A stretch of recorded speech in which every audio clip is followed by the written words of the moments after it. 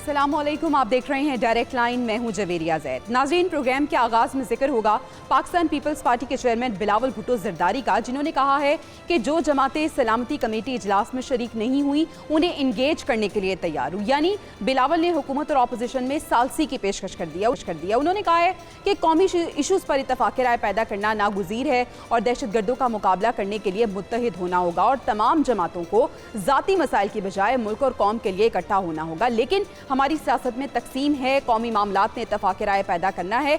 इससे सवाल ये होगा कि बिलावल क्या तहरीक इंसाफ को इंगेज कर सकेंगे। आज की दूसरी स्टोरी में हम बात करेंगे वफाकी वजारत दाखिला ने खैबर पख्तूनख्वा हुकूमत से अफगान तलबा का रिकॉर्ड तलब कर लिया है। आपको ये बताते चलें कि हुकूमत पाकिस्तान ने गैर कानूनी, गैर मुल्की और अफगान सिटीज़न कार्ड होल्डर्स को वापस भेजने का फैसला किया था, जिसके बताएं कि आपको बिल्कुल फाइनल जो डेज़ रह गए हैं वो 7 दिन बाकी रहे। हुकूमत पाकिस्तान की जानिब से 31 मार्च तक मुल्क छोड़ने का हुक्म जारी किया गया है। पैनल के सामने सवाल ये होगा कि क्या हुकूमत पाकिस्तान अफगान शहरियों की वापसी 31 मार्च तक यकीनी बना लेगी और इसका इम्पैक्ट क्या होने जा रहा है। और प्रोग्राम के आखिरी हिस्से में डिस्कस करेंगे पाकिस्तान ने सलामती काउंसिल में मसला कश्मीर भरपूर अंदाज में उठा दिया है। आपको बताते चलें कि वज़ीर आज़म के जो मुआविन खुसूसी तारिक फातमी हैं, उन्होंने कहा है कि सलामती काउंसिल की ये जिम्मेदारी है कि वो कश्मीरी अवाम के हक़ खुद इरादियत को यकीनी बनाए। और सवाल अब ये पैदा होता है कि आखिर कब तक मकबूल में इंसानी हुकूक़ की खिलाफ वर्जी जारी रहेगी। डिस्कशन का आगाज़ कर लेते हैं। अपने पैनल का मैं आपसे तारुफ़ कराती हूँ। डिस्कशन के लिए मोहम्मद आदिल साहब हमारे साथ मौजूद हैं, नसीर वागा साहब ने हमें ज्वाइन किया है और हामिद अल मशरकी साहब भी आज के डिस्कशन का हिस्सा हैं। सबसे पहले हम आज के पहले टॉपिक की बात करते हैं। बिलावल भुट्टो साहब, जिन्होंने हुकूमत और अपोजिशन में सालसी की पेशकश कर दी है।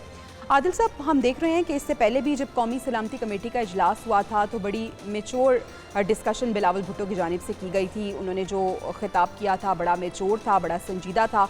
और अब ये सालसी की पेशकश, एक तो ये कि किस तरह से आप इस पेशकश को देख रहे हैं और क्या वाकई बिलावल भुट्टो कोई रोल प्ले कर सकते हैं?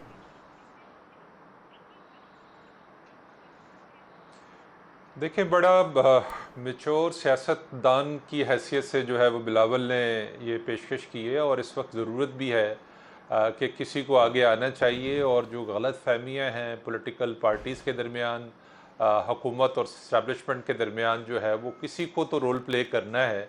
अगर बिलावल भुट्टो, जैसे हमने देखा था 26वीं आइनी तरमीम का जब मसला था, तो उन्होंने मौलाना के साथ जिस तरह से डिस्कशन की और उनको जो है राज़ी किया कि वो उस तरमीम में वोट डाले, तो अगर बिलावल भुट्टो ने अपनी ये पेशकश की है तो इसको सीरियस लेना चाहिए। जो है प्राइम मिनिस्टर को भी जो इस पर गौर करना चाहिए। देखें, इस वक्त जो है दहशतगर्दी तो है ही है, लेकिन इस वक्त एक पॉलिटिकल कंसेंसस बहुत ज़रूरी है। उसके बगैर आप जब कोई ऑपरेशन करने जाते हैं तो उसका जो नताइज जो है उसमें असरअंदाज होती हैं चीज़ें कि एक तरफ पॉलिटिकल अनस्टेबिलिटी हो और दूसरी तरफ दहशतगर्दी हो, तो उससे मुल्क के हालात जो है वो मज़ीद ख़राब हो सकते हैं। लेकिन इसमें एक चीज़ और है कि बिलावल भुट्टो को प्राइम मिनिस्टर का वेट नहीं करना चाहिए। उन्हें इब्तदाई जो मशावरत है पॉलिटिकल जमातों के साथ, उनके साथ मुलाकातें उनको शुरू करनी चाहिए। उनकी जो मसाइल हैं उनकी गुफ्तगू को सुनना चाहिए। और दूसरी जो पॉलिटिकल जमातें, ख़ासकर तहरीक इंसाफ जो मुल्क की एक बड़ी सियासी जमात है, उसको पॉलिटिकल मैच्योरिटी दिखाने की ज़्यादा ज़रूरत है। उसको इस सारे मामले में जो है वो इस वक्त जो है वो ज़रूरत है कि तमाम सियासी क़ुव्वतें जो है वो अपनी फोर्सेस के पीछे खड़े हों, ताकि वो जो एक इस वक्त फ़िज़ा बनी हुई है कि मुख्तलिफ़ टुकड़ियों में हमारी सियासत बटी हुई है, एक दूसरे पर इल्ज़ाम तराशियाँ जिस तरह से हो रही हैं, उससे जो उनका मोराल है वो जो है वो ना टूटे और हम दहशतगर्दी के नासूर को जो है उसके अंजाम तक पहुँचा दे। तो इसलिए ज़रूरी है। बिलावल ने बिल्कुल सही बात की है, लेकिन उनको आगे बढ़ना चाहिए। ख़ुद जो है वो तहरीक इंसाफ के रहनुमाओं के साथ मुलाकात करनी चाहिए। मौलाना की भी बहुत सारी रिजर्वेशन है और ख़ासकर जो बलूचिस्तान के अंदर जो बहुत सारी लोग, सियासी जमातें हैं, जो कौमी धारे के सियासी लोग हैं, उनके साथ भी जो है बात करनी चाहिए ताकि ठीक है आपका पॉइंट आ गया। नसीर वागा साहब ने जो सालसी की पेशकश की है, कितना आप इसको संजीदा ऑफर देख रहे हैं और हुकूमत को क्या इसको सीरियसली लेना चाहिए, क्योंकि जो पॉलिटिकल कंसेंसस है वो वक्त की अहम ज़रूरत है। इशू ये है कि अपोजिशन का इस वक्त पाकिस्तान में मतलब क्या है, पीटीआई सबसे बड़ी जमात भी वही है और हकीकत में तो जो भी मुज़ाकरात होंगे वो पीटीआई के साथ होंगे। अगर पीटीआई बिलावल भुट्टो के कहने पर इस मैदान में आ जाती है कि किसी तरह से हुकूमत के साथ वो एक टेबल पर बैठ के बात कर ले, तो ये बहुत बड़ी बात होगी। और बिलावल भुट्टो की ये कोशिश अगर कामयाब होती है तो यकीन जाने ये कई सालों तक, मैं ये समझता हूँ, पाकिस्तान की तारीख में याद रखी जाएगी अगर वो ये कर ले। लेकिन प्रॉब्लम कहाँ है? देखना कि पीटीआई का प्रॉब्लम है, वो कहते हैं कि फॉर्म 47 पे बनी हुई हुकूमत हमें कबूल नहीं है, हमारी तमाम सीटें हमें वापस दी जाए, हमारे लोगों पे जो बेगुनाह लोगों पे जो मुकदमात दर्ज किए गए हैं वो ख़त्म किए जाएं, इसके बाद वो बैठने को तैयार हैं। भाई ये दोनों बातें तो छोड़ने को पीटीआई तैयार नहीं है। क्या बिलावल भुट्टो अपनी हुकूमत उनके हवाले कर देंगे गवर्नमेंट को ख़त्म करके? ये कैसे मुमकिन है कि एक इलेक्टेड गवर्नमेंट, वो अपने आप को इलेक्टेड कहते हैं, गवर्नमेंट अपने आप को इलेक्टेड गवर्नमेंट कहती है। ये एक बहुत बड़ा कॉन्फ्लिक्ट है फॉर्म 47 वाला। पीटीआई कहती है कि हमारी सीटें हमें वापस की जाएं, बल्कि हुकूमत हमारे हवाले किया जाए। क्यों? दूसरे लफ्ज़ों में जब सारी सीटें उनको मिल जाएंगी तो हुकूमत खुद ब खुद उनकी बन जाएगी, तो फिर बिलावल भुट्टो कहाँ जाएंगे? भाई ये बात तो उन्होंने मानी नहीं है। ना ही उन्होंने जो मुकदमात दर्ज हैं इस वक्त पीटीआई के बहुत बड़ी तादाद, ठीक है, सारी उनकी जो रिजर्वेशन है वो वैसे की वैसी हैं। बिल्कुल है हामिद साहब, पाकिस्तान तहरीक इंसाफ के जो मुतालिबात हैं, उनकी जो रिजर्वेशन हैं वो सारी अपनी जगह। ऐसे में बिलावल भुट्टो ने जो सालिसी की पेशकश की है, आपको लगता है कि तहरीक इंसाफ को मनाने में कामयाब हो जाएंगे? जी जवेरिया, मैं बड़ी आपको इंटरेस्टिंग बात बताता हूँ कि मैं समझता हूँ कि बिलावल भुट्टो की ये कोशिश बहुत अच्छी कोशिश है और इसके पीछे एक बहुत बड़ी वजह है। देखें, मौजूदा हुकूमत ने जितनी भी हुकूमत में वक्त गुजारा या पीडीएम में पिछला वक्त गुजारा, उसमें शहबाज शरीफ साहब की हुकूमत ने बुनियादी तौर पर तहरीक इंसाफ और एस्टेब्लिशमेंट के जो फासले हैं उनका फायदा उठा के हुकूमत चलाई है और चलाती जा रही है एज कम्पेयर टू अपनी कारकर्दगी के। मैं साफ बात करता हूँ।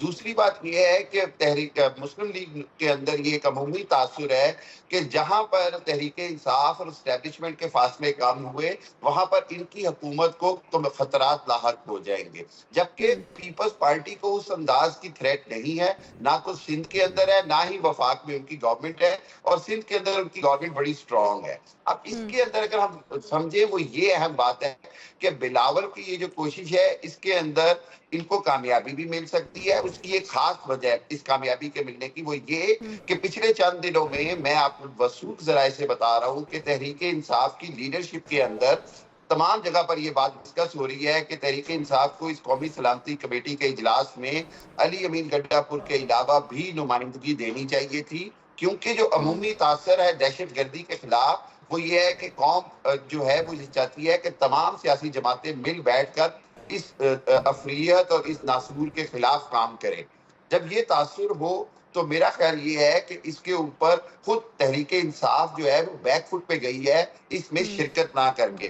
तो बिलावल का ये जो काम है या कोशिश है ये ना सिर्फ सराही जाएगी बल्कि मुझे यकीन है कि शायद ये कहीं ना कहीं कोई बैकडोर बात हो चुकी है जिसके नतीजे में बिलावल साहब ने ये बयान दिया है। ठीक है आदिल साहब, जब भी कोई क्राइसिस आता है तो उसमें एक अपॉर्चुनिटी क्रिएट हो, आप क्या देखते हैं, किस तरह से रीड कर रहे हैं? एक बार फिर कुदरत ने अपॉर्चुनिटी दी है पाकिस्तान तहरीक इंसाफ को कि वो अपना रोल प्ले करे और कुछ अपने मुतालिबात भी वो मनवा सकते हैं इस तरह।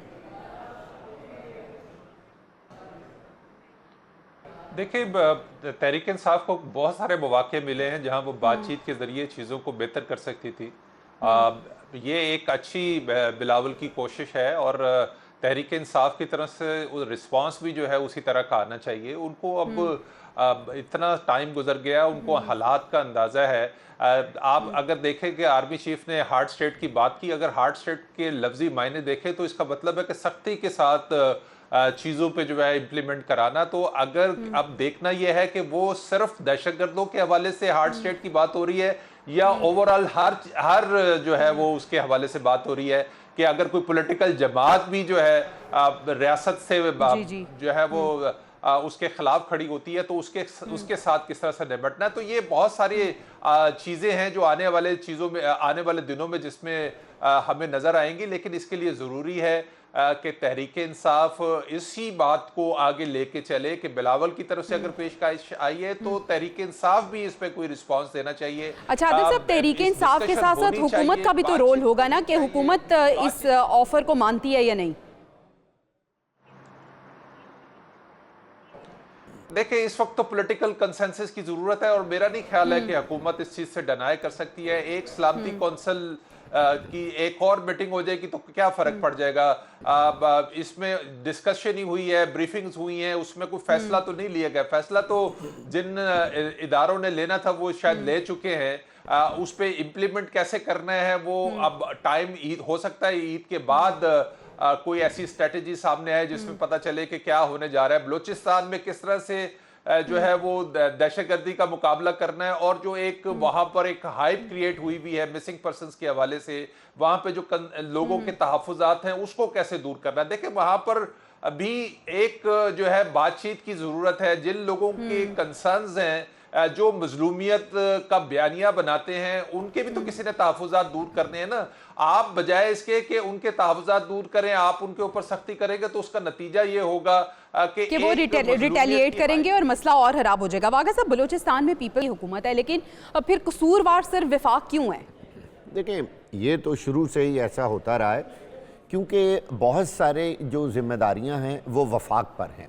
ओवरऑल जो सिक्योरिटी की जिम्मेदारी है, आप समझ लें कि बॉर्डर सिक्योरिटी की, दहशतगर्दी का ख़ात्मा, ये फेडरल गवर्नमेंट पे इसकी ज़्यादा जिम्मेदारियां आती हैं और इसमें कोई शक नहीं है कि सूबाई हुकूमत का भी उसमें बहुत ही अहम रोल होता है क्योंकि जो बाकी जो कुव्वत है वहाँ पर जो CTD है और इसके अलावा दूसरे इदारे भी हैं, पुलिस है, कई दूसरे इस तरह के कानून नाफिज करने वाले इदारे सूबाई हुकूमत के मातहत भी काम कर रहे होते हैं।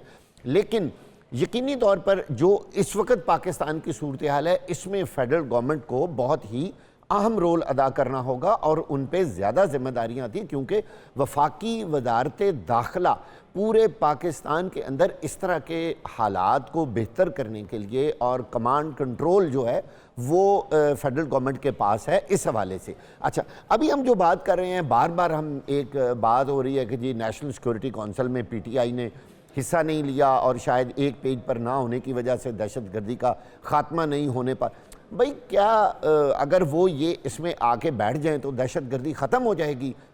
उन्होंने क्या करना है यहाँ, क्या वो बता लेंगे? ज़्यादा से ज़्यादा ये होगा कि वो एक पेज पर बैठे हुए हैं, इससे कोई फ़र्क नहीं पड़ना। आज मैं आपको ये बात बता दूँ, जिन इदारों ने दहशतगर्दी का ख़ात्मा करना है, ना तो उन्होंने कोई PTI से मशवरा लेना है और ना ही PTI के शरीक होने से दहशतगर्दों ने अपने काम छोड़ देने हैं जो वो हमारे मुल्क के अंदर तबाही और बर्बादी लेके आ रहे हैं। लेकिन वाक़ई साहब, आपको नहीं लगता कि एटलीस्ट ये होगा, एक पेज पे आने से पॉलिटिकल स्टेबिलिटी हो जाएगी और वो जो इदारों पे तनकीद की जा रही है इस जमात की जानिब से, वो उनके इदारों पे तनकीद कम करेंगे और जो काम वो कर रहे हैं उसको सराहेंगे नहीं भी तो चुप रहेंगे एटलीस्ट। देखिए सारे एक पेज पे बात कर रहे हैं। आप मुझे बताइए, जब भी इस तरह के हालात, पहले भी हुकूमतें बनती रही हैं और अपोजिशन भी होती रही है, कब जो अपोजिशन है वो हर बात में हुकूमत के साथ एक टेबल पर बैठी है? ऐसा नहीं होता। ये मुखालफतें इसी तरह चलती रहती हैं। हाँ, मुल्क और कौम की बेहतरी के लिए तो यकजा होना बहुत ज़्यादा ज़रूरी है। ठीक है, आपका पॉइंट आ गया। हामिद साहब, मुल्क के लिए क्या मिशन का किरदार बहुत ज़्यादा इंपॉर्टेंट है। वागा साहब ने एक न्यू डिबेट शुरू किया, वो कह रहे हैं कि एक पेज पे आना इतना भी ज़रूरी नहीं है। आपकी क्या टेक है इस पे? नहीं जवेरिया, मैं समझता हूँ कि बहुत जरूरी है एक पेज पे आना इस दहशतगर्दी के मामले के ऊपर। देखिए, एक बात है, पूरी दुनिया जानती है कि पाकिस्तान जैसे मर्जी सियासी हालात में हो, मुआशी हालात में हो, पाकिस्तान की न्यूक्लियर पॉलिसी पे कौम, सियासी जमातें, इदारे तमाम एक पेज पे हैं। इसी तरह मसला कश्मीर के ऊपर पाकिस्तान की सियासी जमातें, कौम और जनाब इदारे सब एक पेज पे हैं। इसी तरह दहशतगर्दी के खिलाफ जब ज़रबे अज़ब हुआ, जब राह हक हुआ और दूसरे ऑपरेशन हुए, तो उस वक्त मुकम्मल अपोजिशन की हमायत साथ हासिल थी। मेरा ख्याल ये है कि ये हमायत इनको मिलनी चाहिए, लेकिन उसके अंदर ये बात वागा साहब को मैं इसको इस अंदाज में देखता हूँ कि वागा साहब ये बात समझते हैं कि तहरीक इंसाफ को ऐसे लगता है और नजर भी आता है हमें कि उनको ये लग रहा है कि उनके साथ बहुत ज्यादा इनको दीवार के साथ लगाया गया है, जिसके बाद उनके लिए मजबूरी हो गई है कि वो खुलकर 100% एक पेज पर साथ नहीं दे सकते। लेकिन मैं ये समझता हूं कि दहशतगर्दी के वन पॉइंट एजेंडे के ऊपर अगर तहरीक इंसाफ साथ दे भी देती है तो तहरीक इंसाफ को शायद पॉलिटिकल नुकसान नहीं बल्कि पॉलिटिकल गेन होगा, क्योंकि अवाम को ये समझ आएगी कि हर हालत में तमाम, पंजाबी में हम कहते हैं रगड़ा लगने के बावजूद तहरीक इंसाफ ने जहां मुल्क की सलामती का मामला आया वहां साथ खड़ी होगी। लेकिन दूसरी जानिब जो मौजूदा सूरत हाल है उसके अंदर अगर हुकूमत ने कोई एक्शन लेना है, सिक्योरिटी फोर्सेस ने कोई एक्शन लेना है, तो बिल्कुल ठीक बात है बागा साहब की कि उनको तहरीक इंसाफ या किसी की भी इस तरह एंडोर्समेंट की या हमायत की कोई जरूरत नहीं है, वो कर सकते हैं हमायत में। हाँ, ये तो एक अलामती बातें हैं हामिद साहब, ये सारी अलामती बातें हैं। अगर जिन्होंने ऑपरेशन करना है, क्या उन्होंने पॉलिटिकल पार्टियों से पूछ के करना है? क्या आप मुझे बताइए, पीटीआई इस हक में नहीं है कि दहशतगर्दी का खात्मा होना चाहिए? कभी उन्होंने कहीं कहा है कि दहशतगर्दी का खात्मा ना हो? सब इस हवाले से सब एक पेज पर हैं। अब नेशनल सिक्योरिटी काउंसिल में बैठना ना बैठना उनके अपने तहफ़्फ़ुज़ात हैं, जो उन्होंने अपनी शर्तें रखी हुई थी वो पूरी नहीं हुई। ये सारी बातें अपनी जगह पर हैं। ठीक है नाज़रीन, मेरे पैनल की राय आपने जानी और बूढ़ हम यही करते हैं कि एक पेज पे होना ज़रूरी भी है, लेकिन कौमी सलामती के लिए अगर कोई जमात या अपोजिशन एक पेज पे नहीं भी आती तो काम जारी व सारी रखा जाना चाहिए और होना भी ऐसा ही चाहिए। नाज़रीन, ब्रेक पे जाना है, ब्रेक से वापस आएंगे तो हम बात करेंगे कि वफाकी वज़ारत दाखिला ने KP हुकूमत से अफगान तलबा का रिकॉर्ड तलब कर लिया है। डेडलाइन क्या है? ब्रेक के बाद इस पर डिस्कशन करते हैं। Stay with us. Welcome back नाज़रीन। वफाकी वज़ारत दाखिला ने KP हुकूमत से अफगान तलबा का रिकॉर्ड तलब कर लिया है। 7 दिन रह गए इनखला में, बाकी 31 मार्च तक मुल्क छोड़ने का हुक्म दे दिया गया है। आदिल साहब, अब हम देख रहे हैं कि 31 मार्च बिल्कुल करीब है। आपको क्या लगता है कि हुकूमत जो डेडलाइन है तब तक तमाम जो ये गैर मुल्की या अफ़गानी आप कह लें, इनको भेजने में कामयाब हो जाएगी? देखिए, ये एक प्रोसेस है जो पिछले 1.5-2 साल से चल रहा है और मुख्तलिफ मराहिल में इसको अब तक तकमील तक पहुँचाया गया है। लाखों अफ़गानी जो हैं वो वापस भेजे जा चुके हैं। वीज़े के हवाले से बड़ी रिस्ट्रिक्शंस हैं, जो इससे पहले हमने देखा था कभी वेरिफिकेशन नहीं होती थी। लेकिन असल तो चीज़ ये है कि जो इलीगल क्रॉसिंग है बॉर्डर की, हालांकि आपने वहाँ पर हिफाजती बाड़ लगाई है, लेकिन उसके बावजूद भी जो है लोग बॉर्डर क्रॉस करके जो है वो आ जाते हैं और मुख्तलिफ जो रस्ते इस्तेमाल करते हैं। देखें, रियासत की और रियासती इदारों की ये ज़िम्मेदारी है कि वो ऐसे लोगों को उनको पता होना चाहिए कि उनके मुल्क में कौन लीगल है कौन इनलीगल है। लेकिन यहाँ पर आप इदारों की हालत ये देख लें कि सैफ़रॉन जो इस मामले में चीज़ों को लुक आफ्टर करता है, सैफ़रॉन में डाटा अफ़गानियों के हवाले से बिल्कुल मुख्तलिफ है। वज़ारत दाखिला के पास जो डाटा है वो बिल्कुल मुख्तलिफ है, और जो अभी जो मरदमशुमारी का डाटा है वो बिल्कुल मुख्तलिफ है। यानी कि इदारों के पास अपने पास जो है वो डाटा जो है वो सही एक पेज पे नहीं है, एक यानी कि मिल के कभी कंपाइल नहीं कर सके इदारे, कभी उन्होंने सोचा नहीं है कि इस तरह के जो है वो किस तरह से जो है वो ऑपरेशन किया जा सकता है।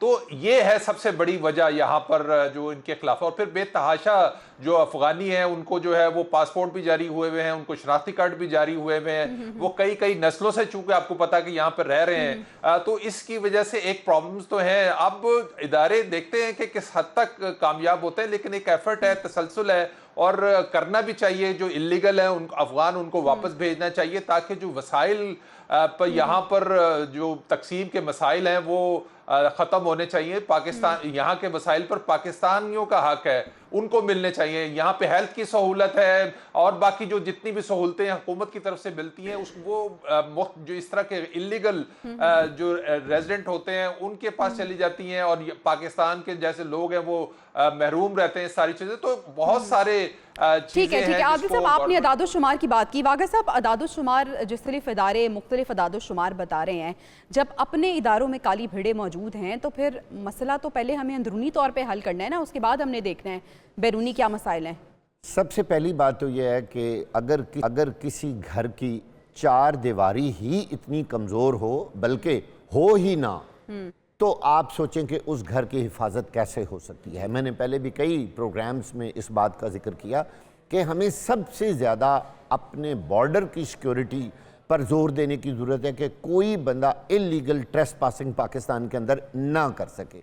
कोई भी अफ़गानी हो, ईरानी हो, इंडियन हो, वो पाकिस्तान के अंदर गैर कानूनी तौर पर दाखिल ना हो। आप ज़रा अपने बॉर्डर्स का जायज़ा ले लें कि तुरखम पर किस तरह स्मगलिंग हो रही है, कितने बड़े बड़े ट्राले अंदर आ रहे हैं। एक इंसान का आना तो मसला ही कोई नहीं है। जिस मुल्क के अंदर यही निज़ाम आज तक हम नहीं सही बना सके कि हमने इलीगल लोगों को रोकना है, उनको नहीं आने देना, तो आप कैसे सोच सकते हैं कि यहाँ पे दहशतगर्दी का खात्मा होगा? दहशतगर्दी की बुनियाद आपके कमज़ोर बॉर्डर सिक्योरिटी है। ये मैं बिल्कुल क्लियर आपको बात बता रहा हूँ, और ये कोई रॉकेट साइंस नहीं है। हर शख्स को पता है कि दरअंदाजी कहाँ से होती है, दहशतगर्द कहाँ से आते हैं, इवन आपके इंडिया से कितने लोग इलीगल आ जाते हैं।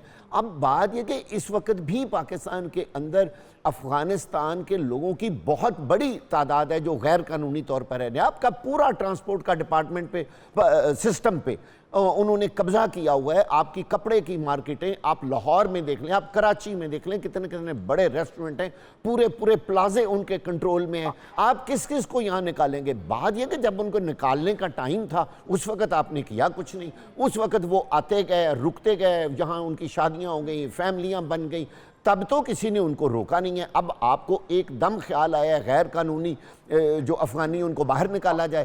तालिब इल्मों की अच्छा, तालिब इल्म क्यों उनका पूरा रिकॉर्ड मौजूद है, जो स्टूडेंट हैं वो ऑन द रिकॉर्ड हैं, इसलिए जी उनका रिकॉर्ड फौरी तौर पर सामने लाया जाए और उनको उनके बारे में जो भी गवर्नमेंट ने फैसला करना है वो जल्दी किया जाए। लेकिन इस सबसे ज़्यादा अहम बात यह है कि सिर्फ अफ़गानी नहीं, हमारे मुल्क में हज़ारों की तादाद में इस वक्त लाहौर में आप देख लें कई जगहों पर। ठीक है, यानी मसला ये है कि हमने अपनी जो बॉर्डर मैनेजमेंट है स्ट्रॉन्ग करना है। हामिद साहब, आपको भी यही लगता है कि मसला यही है, हमारी जो बॉर्डर सिक्योरिटी मैनेजमेंट है उसमें लूप होल्स मौजूद हैं? मैं बिल्कुल ऐसे ही है। बॉर्डर सिक्योरिटी मैनेजमेंट में लूप होल है, लेकिन दुनिया में कहीं भी जब इस तरह के बड़े बॉर्डर होते हैं तो 100% सिक्योरिटी नामुमकिन है। आप मैक्सिको और अमेरिका की मिसाल ले लें, आप और बहुत सारी मिसालें ले लें। दुनिया के अंदर ये एक तासुर, ये एक हकीकत है कि महाजरीन या तारकीन वतन जिस मुल्क में भी जाते हैं वहां से कभी भी 100% उनको निकालना नामुमकिन होता है।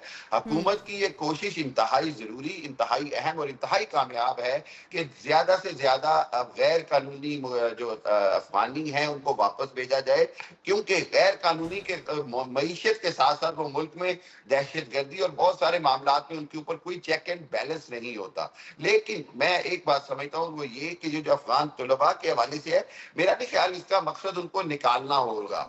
उसका मकसद यही है कि उनको रेगुलराइज कर दिया जाए, उनको बाकायदा जो है वो सिस्टम के अंदर हो, पता हो हुकूमत के कि कौन कहाँ रहता है, कौन कहाँ क्या करता है। और इसके साथ साथ अगर उनके साथ कोई अटैचमेंट्स हैं, उनके रिलेटिव्स हैं जो इलीगल आ गए हैं, तो उनको जरूर निकाला जाना चाहिए। एक चीज हमें समझनी होगी, और वो ये कि बहरहाल ये 40-50 साल से आए हुए अफगान हैं, इनको मतलब ये हमारे भाई हैं, हम इनको धक्के देकर भी नहीं निकाल सकते हैं। हुकूमत कानून की अमलदारी पूरी करे, जो गैर कानूनी हो उसको हर सूरत में निकाला जाए। लेकिन पूरी दुनिया के अंदर जो रेफ्यूजी का मसला होता है, मैं बात पर मिसाल देता हूँ, यूरोप की ले लें, आप इंग्लैंड की ले लें, आप अमेरिका की ले लें, तमाम जगहों पे गैर कानूनी होते हैं, लेकिन कानून जो होता है मुल्क के अंदर भी उन पर और बाकी भी सख्ती से अमलदारी करता है। कानून की अमलदारी होना जरूरी है। ठीक है हामिद साहब, कानून की अमलदारी होना बहुत ज़्यादा ज़रूरी है। आदिल साहब, ये तमाम जो पॉलिसीज़ आप कह लें कि बनाई गई हैं, ये इस तरह से बनाई गई हैं जो मुल्क में बेहंगम सूरत हाल है, हमारी इकॉनमी की हालत बुरी है, इसके साथ साथ दहशतगर्दी के जो मसले मसाइल हैं, अफ़गान हुकूमत के साथ अब हमें किस तरह के मामलात रखने हैं? एक तो इनखला, चलें ठीक है, ये प्रोसेस चल रहा है। दूसरा, अफ़गानिस्तान में जो दहशतगर्दों की पनाहगाहें मौजूद हैं, पाकिस्तान के पास क्या ऑप्शन मौजूद है उनके साथ निगोशिएट करने के लिए? देखिए, पाकिस्तान पहले भी बात कर चुका है, निशानदेही भी कर चुका है उन इलाकों के बारे में, मैप्स की और सेटेलाइट के ज़रिए भी जो है वो अफ़गान को बता चुका है कि ये यहाँ पर जो है दहशतगर्दों के कैंप हैं जो पाकिस्तान के अंदर दरअंदाजी करते हैं, अफ़गान सरजमीन इस्तेमाल कर रहे हैं दहशतगर्दी के लिए पाकिस्तान में। लेकिन चूँकि एक आपको पता है कि जो अफ़गान हुकूमत ने जिस तरह से दोबारा इक़्तिदार पर कब्ज़ा किया है, तो उनकी एक अपने इंटरनल इश्यूज़ हैं कि इन लोगों ने उनका साथ दिया, जो कालाधन तंजीम जो हमारे मुल्क में दहशतगर्दी कर रहे हैं जो अनासर, तो इस बुनियाद पर जो है अफ़गान अगर उनको सपोर्ट कर रहे हैं तो ये गलत बात है। उनको जो है उनको रोकना चाहिए वो पाकिस्तान समेत किसी भी मुल्क में जो है वो दहशतगर्दी उनको नहीं करनी चाहिए। और ये बात यह है कि बातचीत ज़रूरी है। अगर कोई मसला अफ़गानिस्तान हुकूमत को पाकिस्तान के हवाले से है तो टेबल पे लाना चाहिए। पाकिस्तान की तरफ से भी अगर उनकी कोई रिजर्वेशन है तो दूर की जानी चाहिए। लेकिन ये जो मामला है ये उस वक्त तक तो जो है कंट्रोल नहीं हो सकता जब तक ये दहशतगर्द जिन्होंने असला उठाया हुआ, जो रियासत के ख़िलाफ़ जो है वो खड़े हैं, जो रियासत को निशाना बना रहे हैं, जो सिक्योरिटी फोर्सेस को निशाना बना रहे हैं, आम पब्लिक को निशाना बना रहे हैं, उनके खिलाफ तो ऑपरेशन अब नागुज़ीर है। इसके लिए ज़रूरी यह है कि जो इंटरनल हमारे जो मामलात हैं उसको बेहतर होना ज़रूरी है। KPV में सबसे बड़ा स्टेक जो है वो तहरीक इंसाफ का है। तहरीक इंसाफ को इस बात को समझना चाहिए कि जो सियासत है और जो दहशतगर्दी है वो दो मुख्तलिफ चीज़ें हैं। तहरीक इंसाफ अपना वोट बैंक देख के अगर ये कहे कि ये यहाँ पर लाखों अफगानी रहते हैं, वो हमारा वोटर है तो हमें उनको सपोर्ट करनी चाहिए, तो वही लोग हैं जो पहले किसी मौके पर यहाँ पर आए कि हम यहाँ पर ओबीडेंट रहेंगे, रियासत को जो है वो कानून को मानेंगे, लेकिन अब वो उन्होंने दोबारा अपने हाथों में जो है वो गन्स उठा ली हैं। तो ऐसे तमाम अनासिर के खिलाफ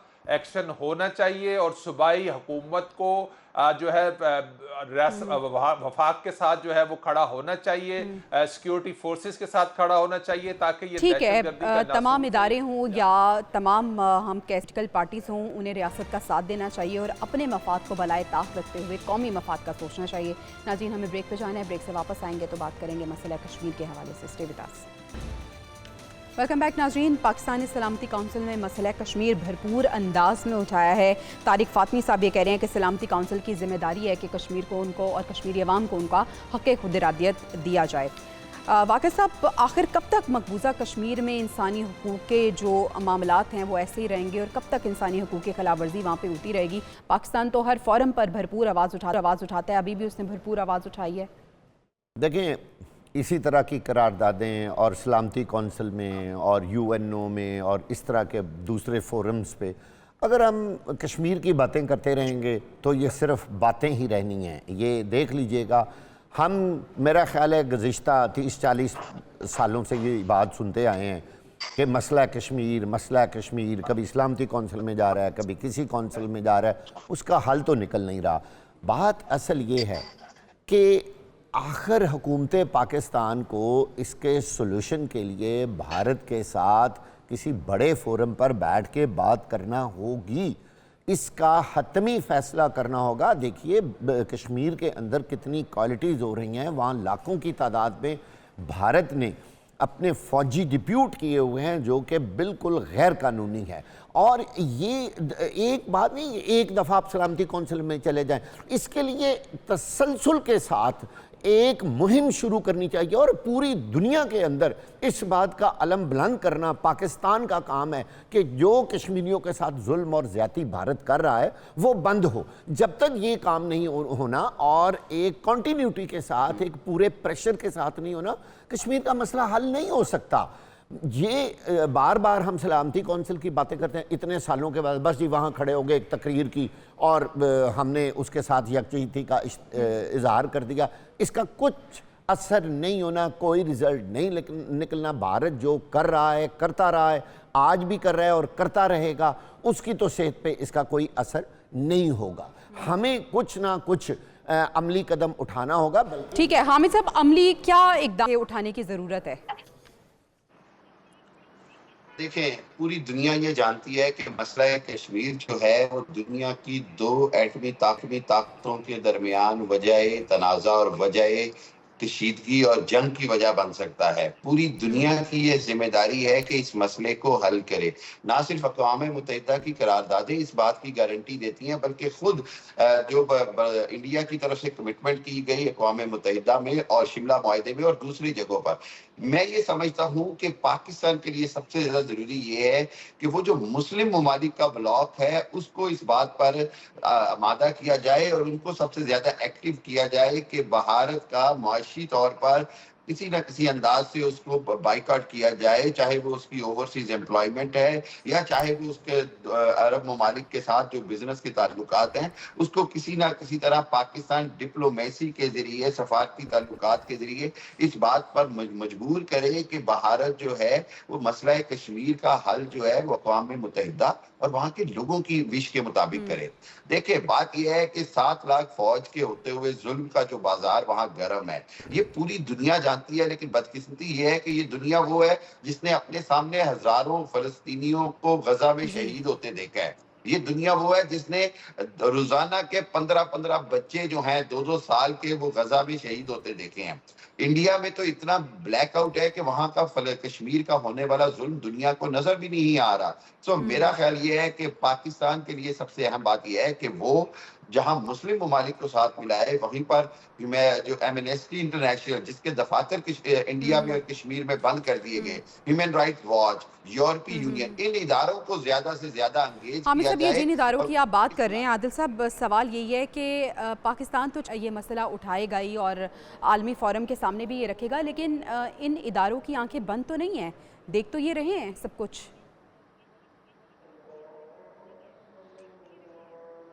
देखें, ये इदारे तो सिर्फ कागजी कार्रवाई के लिए रह गए हैं। 7 दहाइयों से मामला जो है अक़वाम मुत्तहिदा में पड़ा हुआ है। कई करारदादें आई, कई करारदादें भारत के ख़िलाफ़ मंजूर हुई, लेकिन उसका नतीजा क्या निकला? देखिए, वाजपेयी साहब तशरीफ़ लाए थे पाकिस्तान, जब नवाज शरीफ साहब की गवर्नमेंट थी तो उस वक्त लगा था कि शायद जो है दोनों मुल्कों के दरमियान मामलात किसी बेहतर स्टेज पर चले जाएँ, लेकिन फिर कारगिल हो गया। कारगिल के बावजूद जब जनरल मुशर्रफ थे तो फिर एक कश्मीर सॉल्यूशन पे जो है वो बात हुई, उसका हल निकल रहा था, लेकिन बाद उसके अंदर भी बहुत सारी कुव्वतें जो है वो रुकावट बन गई। फिर इमरान खान के दौर के अंदर भी हमने देखा कि सदर ट्रंप ने जो है सालसी की पेशकश की और फिर वो उसके बाद जो हालात बने कि वो जो है उन्होंने अब उसको अपने कानूनी आइनी दायरे में ले लिया कश्मीर को। तो जो भारत है उसका जो मौक़िफ़ है वो जितना भी जो है वो गलत हो, वहाँ पर वो जितनी भी जो है जो रियासती दहशतगर्दी कर रहा है, लेकिन बहुत बाकी जो दुनिया के ममालिक हैं उनके अपने इंटरेस्ट हैं, तो वो इस तरह के तनाज़ात में जो है वो इस तरह से खुलकर इंटरफेरेंस नहीं कर सकते। अगर इस्लामी ममालिक चाहें तो क्या कुछ नहीं हो सकता, लेकिन आप देखें कि उनके मामलात पाकिस्तान से ज़्यादा इंडिया के साथ जो है वो तजारती मामलात या इन्वेस्टमेंट के मामलात ज़्यादा बेहतर है बनिस्बत ये कि पाकिस्तान के अंदर वो इन्वेस्टमेंट करें। उनकी इंडिया के अंदर अरबों रुपए की इन्वेस्टमेंट मौजूद है। तो इसलिए मैं तो ये ज़ाती तौर पर समझता हूँ कि हमें अपने हमसाये के साथ, इंडिया के साथ बातचीत का जो मामला है उसको दोबारा रिस्टोर करना चाहिए। ये कश्मीर का मसला जब भी निकलेगा बातचीत के जरिए निकलेगा और दोनों मुल्कों के दरमियान ही जो है वो जो मुख्तलिफ ऑप्शंस हैं उसी ऑप्शंस में से किसी ऑप्शन को अडॉप्ट किया जाएगा। ऑप्शन यही है कि बातचीत के जरिए और के जरिए इस मसले को हल किया जा सके। नाज़रीन, प्रोग्राम से इजाज़त दीजिए, इंशाल्लाह आपसे कल मुलाकात होगी। अल्लाह ने के पानी।